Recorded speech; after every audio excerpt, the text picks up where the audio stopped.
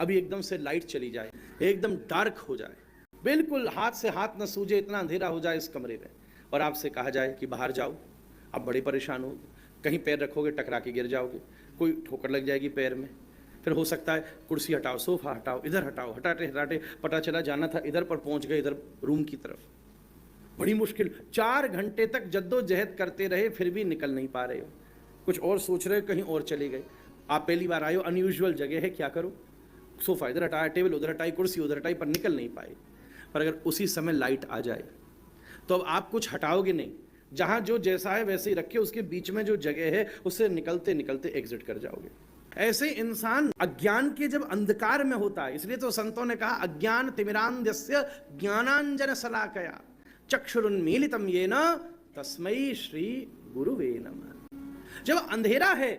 तो हम भी तो बार बार रीअसेंबल करते रहते हैं लाइफ को, जैसे चेयर्स को रीअसेंबल करते रहो, सोफा इधर किया उधर किया, हम कहीं से तो निकले, कहीं ठोकर खाए, कहीं बच के भी निकल गए, तो कभी सक्सेसफुल हो रहे हैं, कभी अनसक्सेसफुल हो रहे हैं, कभी सुखी हो रहे हैं, कभी दुखी हो रहे हैं, कभी हानि हो रहा है, कभी लाभ हो रहा है, कभी आगे हो रहा है, पर वो है उसी झंझट में। पर जैसे लाइट जल गई तो झंझट ऐसे ही छोड़ा, तुम बचे हुए स्पेस से क्रॉस करते हुए एग्जिट कर जाओगे। तो जब अंधेरा जीवन में होता है तब आदमी उसी झंझट में फंसा रहता है, कभी सुख मिलता है, कभी दुख मिलता है, कभी हर्ष मिलता है, कभी शोक मिलता है, कभी हानि मिलता है, कभी लाभ मिलता है, कभी जीवन मिलता है, कभी मरण मिलता है। पर जैसे ही जीवन में गुरु कृपा से लाइट जल जाती है